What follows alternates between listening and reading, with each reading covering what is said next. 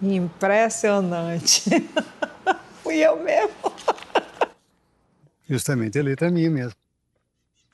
Tudo bem. Mas isso daí acho que foi escrito pelo meu pai, essa é certinha a letra dele. Já não me lembrava, eu já não me lembrava disso. A minha idade já... Né? É isso aqui mesmo. Eu sei até a máquina com que eu escrevi, não existe mais a máquina. Hoje é computador e tudo, né? A assinatura é minha. E até eu dei endereço da prefeitura, né? Na época eu acho que eu já estava trabalhando lá.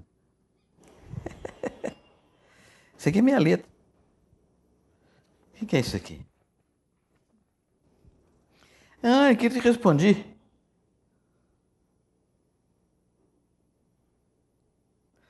Nada, isso aqui é de que ano que é esse trem aqui? Quando que eu escrevi isso aqui? Tem data? 86.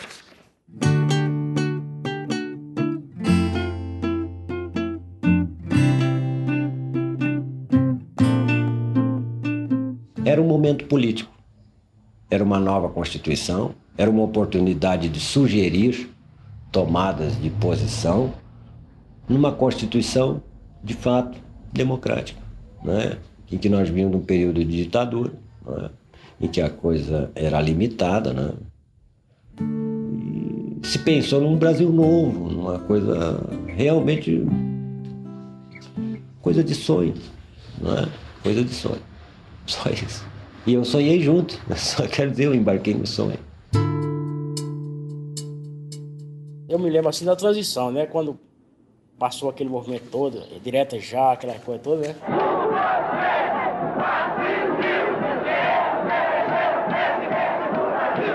Foi até difícil se acostumar com aquela situação, não sabe? E de repente a gente gozava desses novos ares. E o pessoal não sabia o que era votar aqui em Altamira durante muito tempo ainda. Quer dizer, os prefeitos foram nomeados, nós não elegemos prefeito aqui. Aqui era a área de segurança nacional.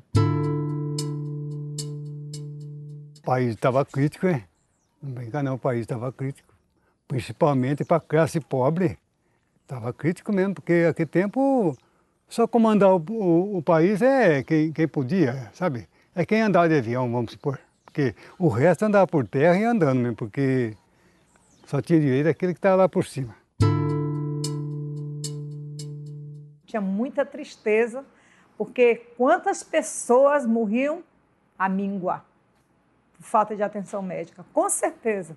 Porque o serviço que dava atenção àqueles que não eram segurados, né, da Previdência, era pouco, era o mínimo. Não havia noção do que fosse uma constituinte. Era vaga a noção do que era Constituição.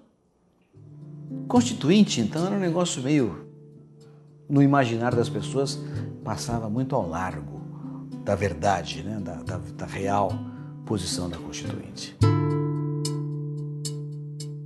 Era um marco importante, né? Porque estava se tentando criar justamente esse espaço, né? Institucional, legal, de democracia. Eu me lembro que foi um momento de muito entusiasmo para o povo brasileiro. Um momento de esperança em que se fizesse uma Constituição que representasse os anseios do povo brasileiro. Eu me lembro disso. Houve muita força do povo para que a Constituição refletisse a nossa cultura, o nosso pensamento, o nosso modo de ser.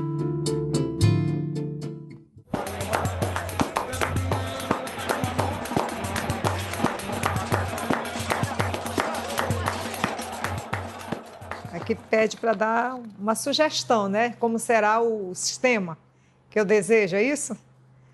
Que seja aprovado pela Constituinte. A saúde é um direito do cidadão e um dever do Estado. E a prestação da saúde deve se dar através de um sistema unificado de saúde que atenda a todos, de maneira a garantir-lhes o atendimento em qualquer nível, desde que a complexidade do caso requeira. A comunidade deve participar do planejamento das metas do setor saúde e agir como fiscal na aplicação da política do setor, principalmente no que diz respeito à aplicação dos dinheiros públicos, de modo que a mesma venha beneficiar o povo. Inacreditável. 20 anos. Chega a emocionar.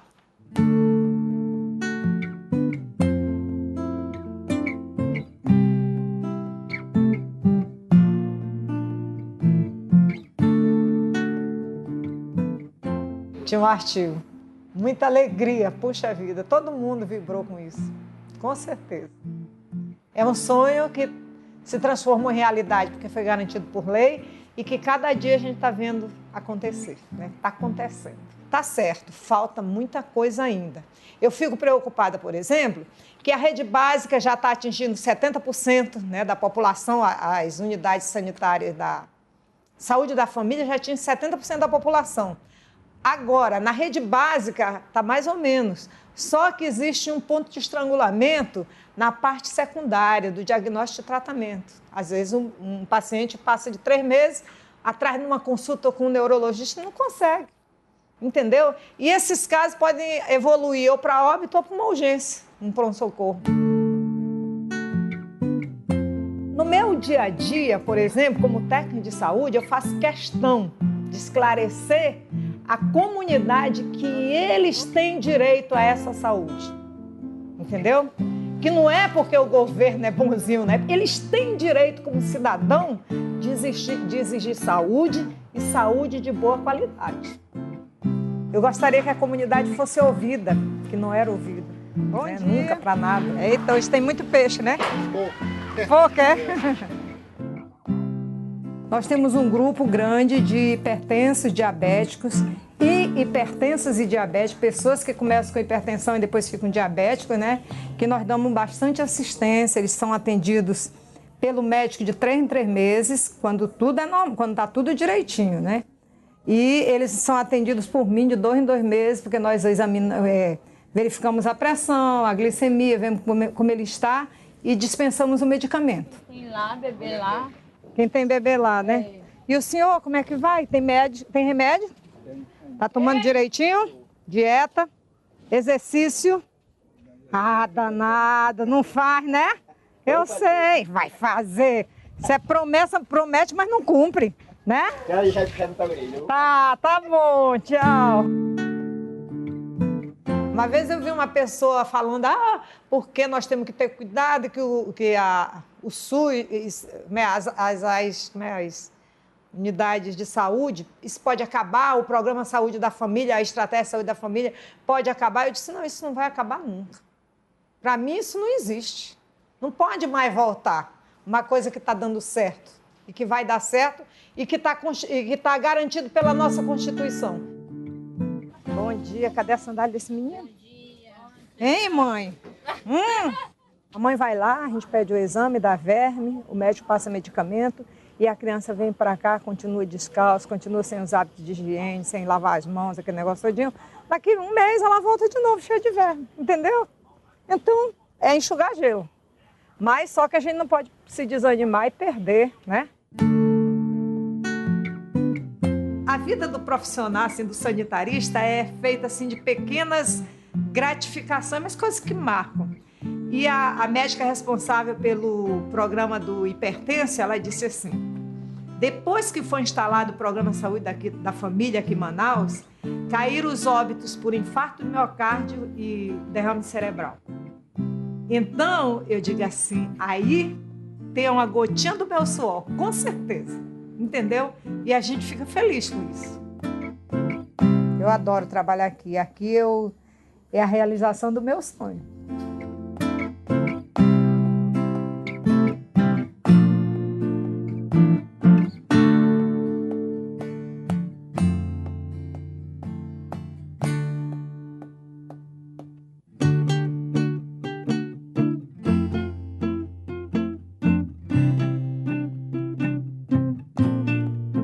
Sou menor, tenho 14 anos de idade e gostaria de ver na nova Constituição brasileira a garantia do ensino gratuito a todos os brasileiros.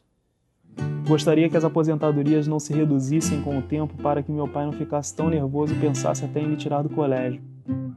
Gostaria que os ladrões do dinheiro público fossem exemplarmente punidos. Gostaria que as oportunidades fossem iguais para todos os brasileiros. Gostaria que houvesse decência, que os políticos fossem honestos e os governos fossem mais sinceros. Essa carta a letra é do meu pai, não tenho dúvida nenhuma.